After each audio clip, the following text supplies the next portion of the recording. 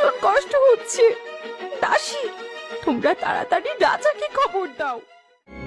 বাচ্চা দুটো এখনো ঘুমে আছে, তাড়াতাড়ি প্রাসাদ থেকে বেরিয়ে যাই। ঠিক আছে, চল। আর এক মুহূর্ত এখানে নষ্ট করা যাবে না।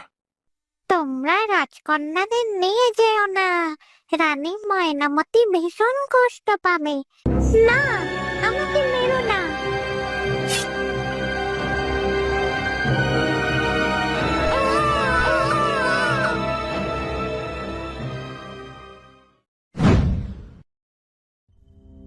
রানী ময়নামতির তো জ্ঞান ফেরার সময় হয়ে এলো, তাকে এবার কি বলবো?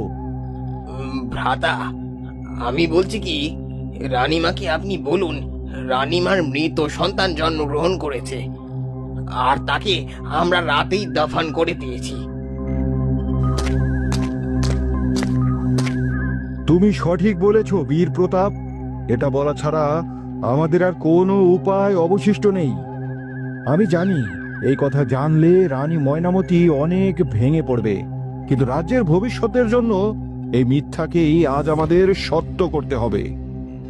রানীমার চোখের জল রাজ্যের স্থিরতা নষ্ট করতে পারে না ভ্রাতা, সময়ই একদিন সব ভুলিয়ে দেবে। আশা করছি বিধাতা আমাদের এই পাপ ক্ষমা করবেন। আপনি চিন্তা করবেন না ভ্রাতা, আমি আপনার ছোট ভাই বীর প্রতাপ সর্বদা আপনার পাশে আছি। এই কথা আমি জানি বীর প্রতাপ, তুমি তো আমার একমাত্র ভরসা। ময়নামতি, তোমার এখন কেমন লাগছে?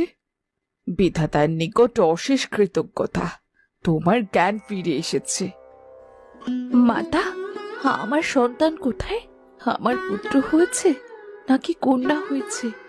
বলুন না মাতা, আমার আমার সন্তান কোথায়? তুমি অনেক ক্লান্ত, এখন তোমার অনেক বিশ্রামের প্রয়োজন। তুমি বিশ্রাম নাও, আমি প্রতাপের কাছে খবর পাঠাচ্ছি, ও এসেই তোমার সাথে কথা বলবে। মাতা, আপনি শুধু এইটুকু বলুন, আমার সন্তান ভালো আছে তো? দাসী, এক্ষুনি গিয়ে রাজা রাজপ্রতাপকে বলো রানী ময়নামতির জ্ঞান ফিরে এসেছে। উনি যেন এই মুহূর্তে রানীর কক্ষে আসেন, আর এটা রাজমাতার আদেশ।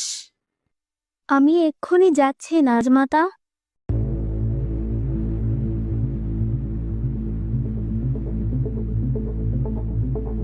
মার্জনা করবেন মহারাজ, রানীমার জ্ঞান ফিরে পেয়েছে।